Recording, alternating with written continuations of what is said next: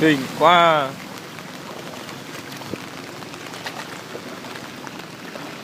Chạy tao xe phải nổi rồi.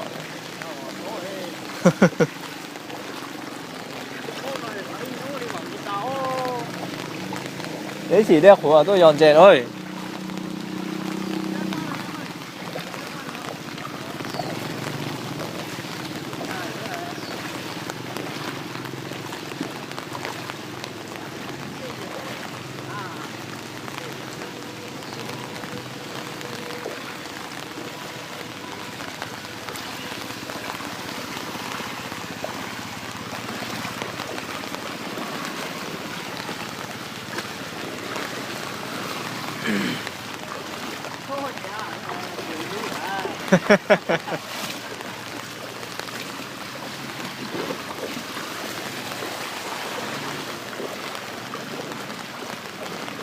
Căng nhở.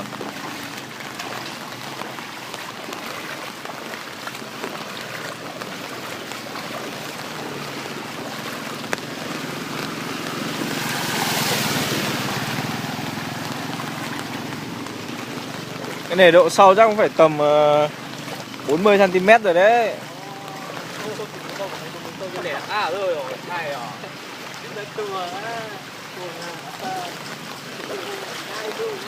Đi ở to tới chỉ đẹp của mà tôi tròn chè nó thôi. Cái chỗ này thành ao cá luôn rồi này. Cái lò rửa bé giờ. Cái đó ô tô đi qua một phát nữa sạch luôn rồi đấy. Tránh né tránh em lại dính nước vào người.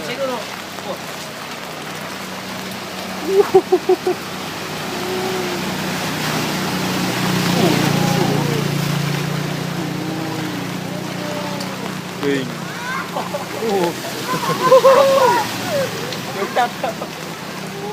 Ôi trời ơi.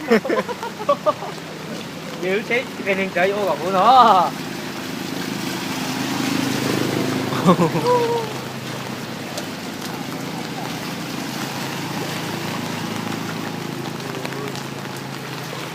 Đâu gì cả tôi à. Để ít nhất cũng phải sâu. Tù. Ôi. Xin chưa? Ôi.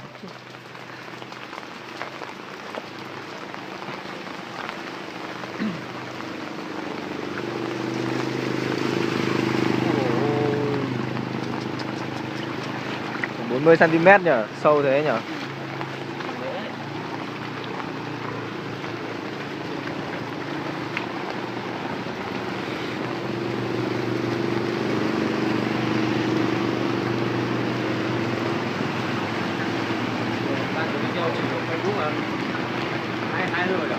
Rồi. Các máy quay sao rông ấy.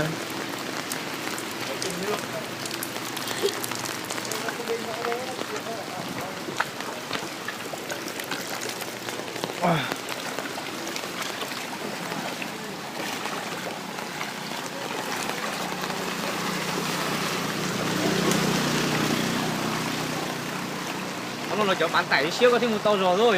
Rồi. Đó là lúc tôi có tô nhưng To. giờ ra chính cho mình con tàu. Taxi mùi to rồi.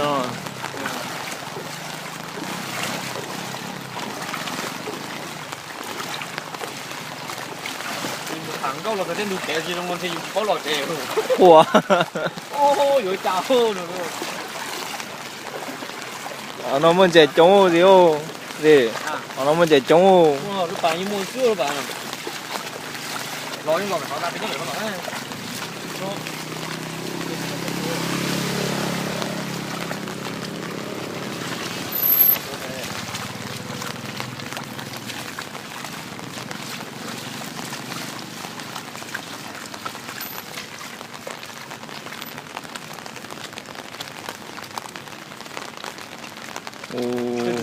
Nó sâu được để tao mà không cái tròn thế tròn tao tôi kéo đi ở đầu nhựa ấy có thể một chỉ một khó nó thế là thôi lúc nó như một tàu lúc nó làm thế nào mùi nó nói thế nó to nó chỉ một thế mới à